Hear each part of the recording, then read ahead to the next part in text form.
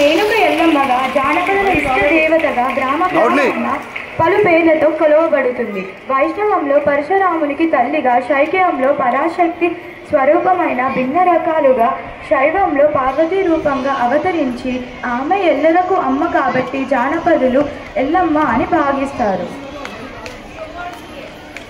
అన్నిటి అమ్మ అనే అర్థంతో ఆమెను మావుళ్ళమ్మ అని పిలిచారు. అదే క్రమంగా మావుళ్ళమ్మగా స్థిరపడిపోయింది.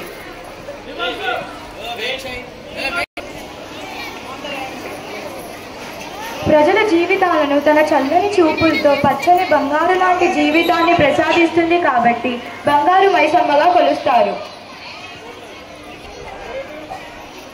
ఊరి పొలిమేరలో ఉంటుంది. ఈ తల్లి చేతుల్లో చీపురు చేట ఉంటాయి. తన గ్రామాల్లోని ప్రజలకు వ్యాధులు కలిగించే క్రిమి కీటకాలను, భూతప్రేత పిశాచ గుణాలను గ్రామంలోకి రాకుండా ఊచి చేటలో ఎత్తి పారవేసే దేవత పోలేరమ్మ. పులమ్మ ప్రజల మనసులో పుట్టే కోరిక మంచిదో కాదో నిర్ణయించి కోరిన కోరికను తీర్చే బాధ్యతను స్వీకరించి భక్తులకు అండగా నిలిచిన తలుపులమ్మ. తలుపు అంటే కోరికను కలిగించే ఆలోచన వంటిని తీర్చే తల్లి తలుపులమ్మ.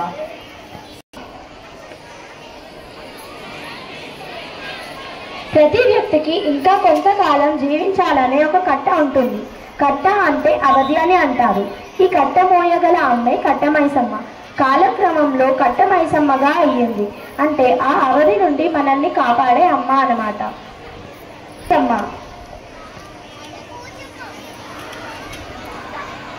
ఈ అమ్మను నల్లపోచమ్మ అని, ఎర్రపోచమ్మ అని భక్తులు కొలుస్తారు. చిన్న పిల్లలకు, పెద్దలకు ఎటువంటి భూత ప్రేత గాలి సోకకుండా ఎల్లప్పుడూ కాపాడుతుంది.